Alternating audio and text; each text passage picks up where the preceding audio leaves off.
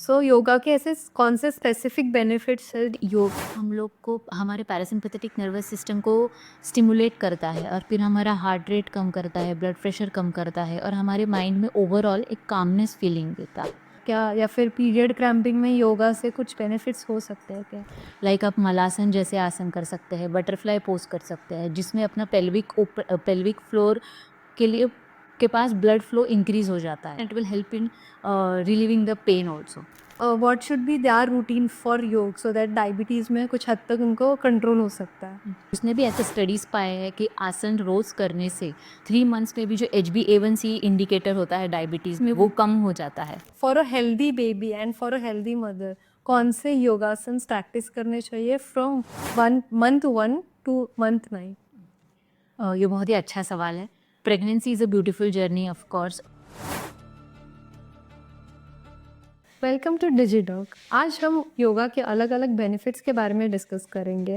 Period cramping के लिए yoga, weight management, diabetes control, back pain relief और प्रेगनेंसी के अलग अलग स्टेजेस के लिए ये बेस्ट योगा प्रैक्टिसेस। और इस टॉपिक पे हमें गाइड करने के लिए आज हमारे साथ है डॉक्टर ज्योति पाटिल, जो एक जनरल फिजिशियन और योगा एक्सपर्ट है। So while as a general physician, I can vouch that modern medicine has been incredible. But yoga will not only heals the body, but it will help in relaxation of the mind, in nourishing of the spirit. But let me clarify before that yoga is not a replacement for medical treatment. It is always used as a complement in adjunction with the medical treatment. So whenever you want to approach this, so you have to first consult your healthcare provider and then start your regime, whatever according to that. So doctor, while listening to this, काफ़ी लोग gym में exercise करते हैं, heavy workouts करते हैं। So what is the benefits of yoga या फिर difference in yoga exercises and gym exercises? Yoga and gym both totally have different benefits. Like one cannot be superior than the other. So while and it also depends on what your goals are, what are your primary goals, what is your lifestyle, how are your eating habits and so on. So if your goal is to build muscle mass, then gym is the answer. If you want to increase the cardiovascular fitness, gym is the answer. Whereas yoga will not only it will help in flexibility of your body, and it can be adjusted according to the age and fitness of all the population. So but if you could combine both of these two, then that is the best of both the worlds. That is strength from gym and mindfulness from yoga. So like you said, gym के भी काफ़ी अपने benefits है। सो योगा के ऐसे कौन से specific benefits है जो हम लोगों को जानना चाहिए? लाइक योगा सिर्फ बॉडी पे ही एक्ट नहीं करता. Like I said, our mind is a cage of thoughts and yoga कर्मसु कौशलम. So it is a skill in itself. So yoga जो स्ट्रेस और एंजाइटी होती है हमें डे टू डे लाइव्स में, because of our hectic lives now, तो उसमें योगा हम लोग को हमारे पैरासिम्पैथेटिक नर्वस सिस्टम को स्टिमुलेट करता है और फिर हमारा हार्ट रेट कम करता है, ब्लड प्रेशर कम करता है और हमारे माइंड में ओवरऑल एक कामनेस फीलिंग देता है. So that is the most important benefit of yoga. So ऐसे भी कहा जाता है कि women women in their whole life faces a lot of hormonal changes, या फिर उनको प्यूबर्टी जब भी होती है, उनके पीरियड स्टार्ट होते हैं। I personally have bad period cramping, और क्या योगा मुझे उसमें हेल्प कर सकता है क्या, या फिर पीरियड क्रैम्पिंग में योगा से कुछ बेनिफिट्स हो सकते हैं? Yes definitely, and I can say this with total assurance because मैंने खुद पे भी ये बहुत नोटिस किया है. लाइक ऐसे बोलते हैं कि पीरियड्स में you should not work out. Of course it will differ from individual to individual. But अगर आपको बहुत तकलीफ नहीं हो रही है तो आप ये प्रैक्टिस विद इन पीरियड्स भी कर सकते हैं. लाइक आप मलासन जैसे आसन कर सकते हैं, बटरफ्लाई पोज कर सकते हैं, जिसमें अपना पेल्विक फ्लोर के लिए के पास ब्लड फ्लो इंक्रीज हो जाता है. So it will help in regulation of your menses and it will help in relieving the pain also. Okay, and what should be the times frequency, उसमें कैसे frequency रखनी है इस योगा में? अगर आप रोज़ कर सके तो that is the best of all, but at least three times a week तो आपने मतलब करना ही चाहिए. Okay, and what about the PCOS and PCOD के जो पेशेंट्स रहते हैं, क्या उनमें भी ये एक्सरसाइजेज सेफ है? हाँ, डेफ़िनेटली पीसीओएस में अभी होलिस्टिक अप्रोच ही दिया जाता है, like along with the medications, you also have to change your dietary habits and inculcate yoga in it as well. So PCOS में जनरली लाइक एंड्रोजन का level बढ़ जाता है, सो इसमें योग क्या करेगा कि योग उसमें हार्मोन रेगुलेशन लाएगा। जो हमें स्ट्रेस होता है, तो कॉर्टिसोल हार्मोन रिलीज़ होता है, तो उस हार्मोन का रिलीज़ वो कम करेगा yoga. So it will help in overall beneficial effects of to the body. And PCOS और एंडोमेट्रियोसिस जैसी बीमारियां हैं, वो आसानी से योग से कम हो सकती है। ओके। और इन पीसीओडी एंड पीसीओएस के पेशेंट्स में वेट लॉस या फिर वेट गेन का सबसे ज़्यादा प्रॉब्लम होता है, तो फिर वेट लॉस के जर्नी में योग कैसे हेल्प कर सकता है? वेट लॉस में तो सूर्य नमस्कार जो सन सैल्यूटेशंस हम बोलते हैं, जिसमें 12 आसन का वो एक कॉम्बिनेशन है, सन सैल्यूटेशन। सो अगर आप ये सन सैल्यूटेशंस दिन में 10 भी करें, so it will help in burning your calories. और ऑफ कोर्स सिर्फ इसी के साथ नहीं होगा, you also have to eat mindfully. आपको high protein diet, low carbohydrate diet, उसके साथ साथ nutrient dense foods like fruits, nuts, ये सब आपको इनकुलकेट करना है। और सबसे इम्पॉर्टेंट, अच्छी नींद। अगर ये सबका कॉम्बिनेशन है, so nothing can stop you from weight loss. Okay. And this is for weight loss, जिनको वेट गेन करना है, so what will be your suggestion for योग इन वेट गेन? वेट गेन में भी अभी ये जो हम आसन करते हैं, योगासन, ये सूर्य नमस्कार, यही सब आसन वेट गेन में भी हेल्प करेंगे। कैसे कि वो डाइजेशन इम्प्रूव करेंगे, अपना अपना एपेटाइट बढ़ाएंगे। हम इतना मतलब सूर्य नमस्कार जो इतना आसन है, वो एक सूर्य नमस्कार में ही बहुत जान चली जाती है। अगर आप हर एक आसन 20-20 सेकेंड्स के लिए होल्ड करें, सो उसी में हमें बहुत थोड़ा ब्रेथलेसनेस फील होता है। तो उसी में अगर आपने किया, तो आपको डाइजेशन स्टिमुलेट होगा, आपका एपेटाइट स्टिमुलेट होगा। सो ओवरऑल आपका मसल टोन भी इंक्रीज होगा, स्ट्रेंथ इंक्रीज होगी। End of course like I said, diet is also most important. तो आपको वेट गेन करने के लिए उस हिसाब से डाइट स्टार्ट करना पड़ेगा। And also India is a capital of diabetes, ऐसे बोला जाता है। हमारे पिछले एपिसोड में हम लोगों ने डायबिटीज़ के बारे में एक फुल पॉडकास्ट किया हुआ है। But then the part of yoga and fitness diabetes के जो पेशेंट्स में रहता है, वो what should be there routine for yoga so that diabetes में कुछ हद तक उनको कंट्रोल हो सकता है?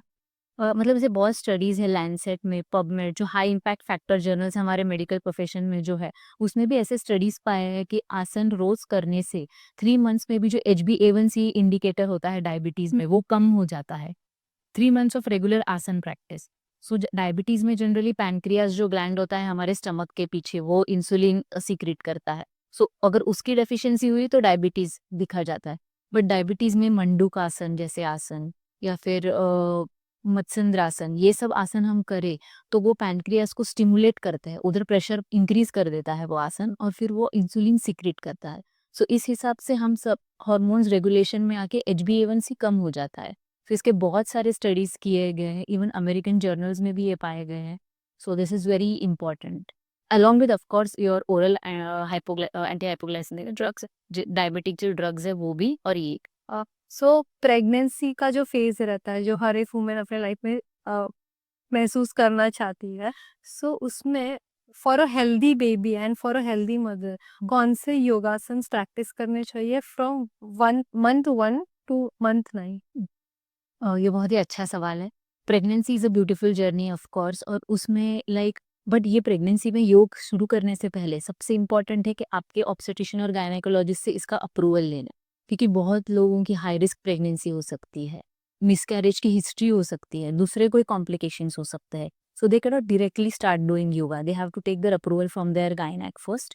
और जैसे ही अप्रूवल मिल जाए, if you are good to go, तो आप फर्स्ट ट्राइमेस्टर में जनरली थोड़े जेंटल एक्सरसाइजेस करने होते हैं, जैसे डीप ब्रीदिंग एक्सरसाइजेस करने होते हैं, प्राणायाम करना होता है, या guided meditation, so to keep you relax. तो फर्स्ट ट्राइमेस्टर में ये हम कर सकते हैं एक्सरसाइजेस। तो इस सेकेंड ट्राइमेस्टर में मदर की बेली बढ़ जाती है, she feels very energetic at this time. So उसमें इस चीज़ में उसको क्या ज़रूरत है, अपने पेल्विक फ्लोर को स्ट्रॉन्ग करना, स्ट्रेंथन करना, ताकि वो बेबी का वजन झेल पाए।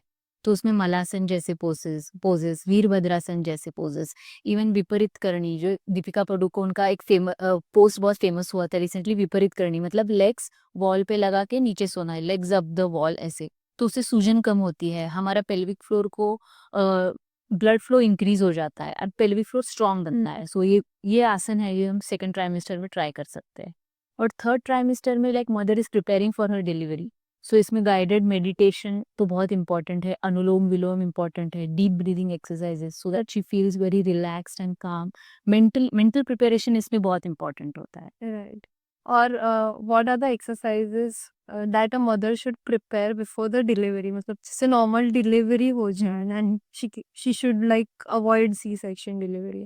मलासन जैसे हम बोलते हैं, जैसे नीचे बैठ के जो करते हैं मलासन, तो मलासन के लिए तो बहुत अच्छे फायदे हैं। लाइक पुराने जमाने में इंडियन टॉयलेट्स हुआ करते, सो फीमेल्स को इतना अलग तरीके के एक्सरसाइजेस करने की जरूरत नहीं, but because of the western toilet system हम अभी मलासन करके खुद के पेल्विक फ्लोर को प्रिपेयर कर सकते हैं, उसके लिए आनंद वालासन कर सकते हैं। तो ये एक्सरसाइजेस भी प्रिपेयर करते हैं हमें फॉर नॉर्मल डिलीवरी। ओके। जैसे डायबिटीज है वैसे ही एक दूसरा भी डिसीज बहुत कॉमन है आजकल इंडिया में, thyroid. So if a person is suffering from thyroid, what are the best yoga postures or what are the best yoga practices he should follow? Thyroid disorders में we can use sarvangasana, that is shoulder stand या बेहलास, इस हम क्लो course बोलते हैं। तो इसमें क्या होता है, हमारा जो थायराइड ग्लैंड है उसके प्रेशर पड़ता है, और उस पे प्रेशर पड़ के उसको हीलिंग टर्मो करती है, basically it stimulates your thyroid gland, तो हार्मोन्स भी वैसे सीक्रेट होते हैं। सो ये जो पोजेस है it will help in stimulation and it will help in treatment of this thyroid disorders. Okay. So ma'am, what will be the final giveaway for our viewers? मैं यही बताना चाहूंगी कि yoga is not only about the advance poses which you see on social media. सिर्फ advance poses करना मतलब योगा नहीं। योग मतलब एक बहुत बड़ी चीज है जिसमें it is basically union of your body and mind. So अगर आप, and it is also not out how flexible you are, it is basically about finding balance in yours. It is not just about how flexible you are, and it's also not just about social advanced poses which you see on social media. It's basically a union of mind. So अगर आप इतना time खुद के लिए निकाल सकते हैं योग करने के लिए तो उतना ही बेटर है, of course with added nutrition and other factors as well. So I just wish you all the best for your journey from your bed to the night then. Yes ma'am, और I think आपने बहुत informative and insightful information दी है हमें आज योगा के बारे में, and definitely हमारे व्यूअर्स को भी ये बहुत इम्पोर्टेंट लगा होगा। And thank you for joining us today and taking out the valuable time. Thank you so much for inviting. Thank you ma'am. हमारे नेक्स्ट एपिसोड्स में हम और भी काफ़ी हेल्थ टॉपिक्स के बारे में डिस्कस करेंगे। Till then stay tuned with DigiDoc, and मैं हूँ ऐश्वर्या चौहान, आपकी host, and remember we are your health simplified.